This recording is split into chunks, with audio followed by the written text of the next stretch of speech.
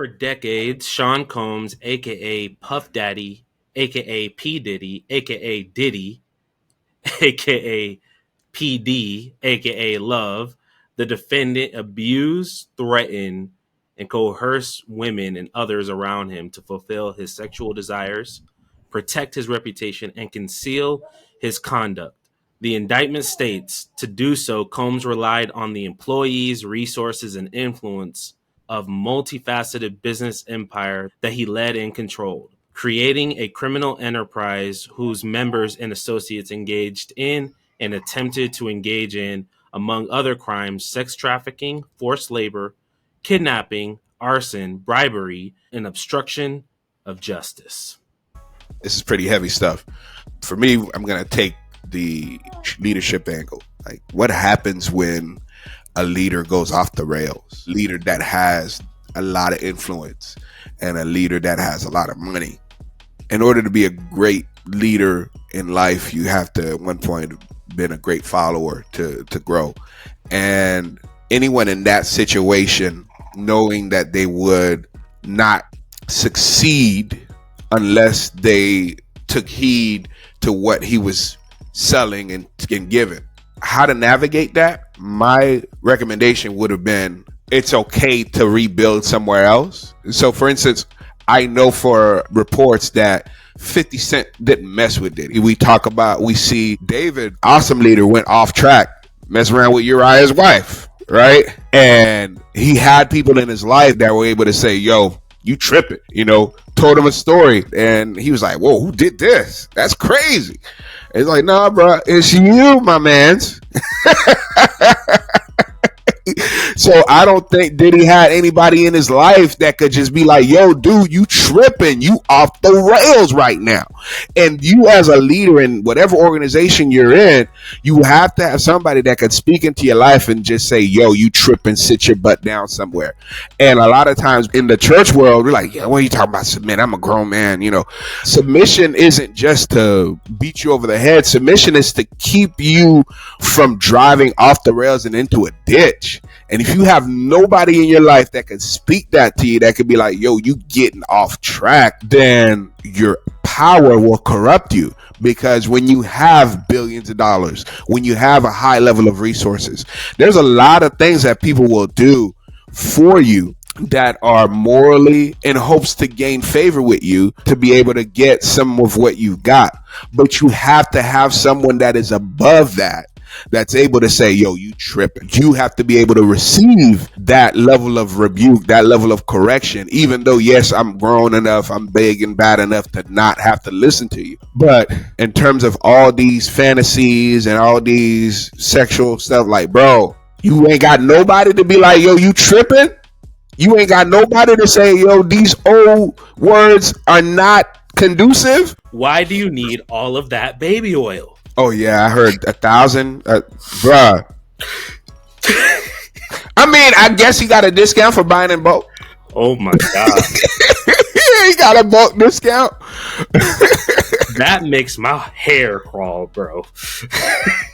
But he doesn't have anybody. This is what leadership looks like when you don't have any controls, anybody that's able to pull you back and pull you off the forefront and say, sit your butt down somewhere and recalibrate. Like, yo, you going too wild right now. I think this is the ultimate cautionary tale. The ultimate, because think about it. So many things that we talk about on this show, that we express to people in our audience, the importance of betting on yourself, the importance of just having a mindset that you're able to do what anybody else can, that you have the ability.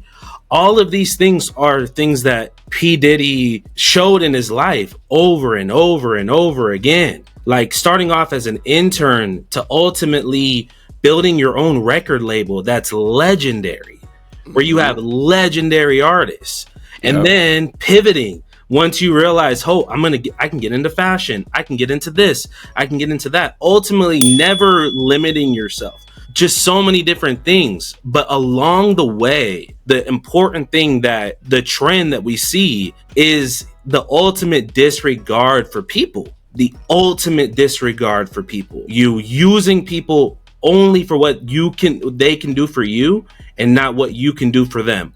And then just see how life churns out full circle. You accumulated, some would say, upwards to $1 billion in net worth. And now all of that in the matter of months gets plummeted.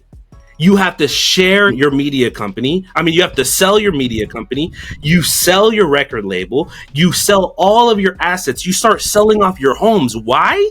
Because you need to pay for lawyer fees. All of that wealth you accumulated during that time in all of your success, in a matter of months, it's going down. You're cash strapped. He has to sell his house in order to pay his bond, in order to pay to actually, in which he didn't even get, he wasn't even able to get released. But you have to sell all of these things just to be able to be free, which now they're saying you can't even be free. These reports are crazy. But just think about that in a general sense. And this can be anybody. Like, there are pastors who do the same thing in a different way, right? Just an ultimate disregard for people, thinking that other people are here for your disposal, that you can just do what you want. Like the crazy video that came out with him and Cassie that just shocked everybody. Like, dang, you were rolling like that? And all of his success, everything that he should be celebrated. He just received the key to New York last year. And there, to take that right back, is an ultimate reminder, no matter whether you're in the faith in the church or not, you can't disregard people. Like, Amen. People are not here just for you and your pleasure, what you want to do with them. They don't belong to you. People ultimately belong to God. God can humble you real quick. He was known as an untouchable. He literally thought, nobody can touch me. I can bend the rule. And I think there's this thing about, like, with our desires, bro, if we don't learn how to manage those things and learn how to just control our urges and control ourselves, we can end up losing. We can lose everything. So this is just a cautionary tale. Like, yeah, we want to level up, but not at the expense of other people. Yeah. It's not worth it, because ultimately God is not mocked. Whatever we reap, we're going to sow. Because, bro, this is crazy to me. Like, yo, we got to understand how you treat people matters. Yeah. These are signs for us.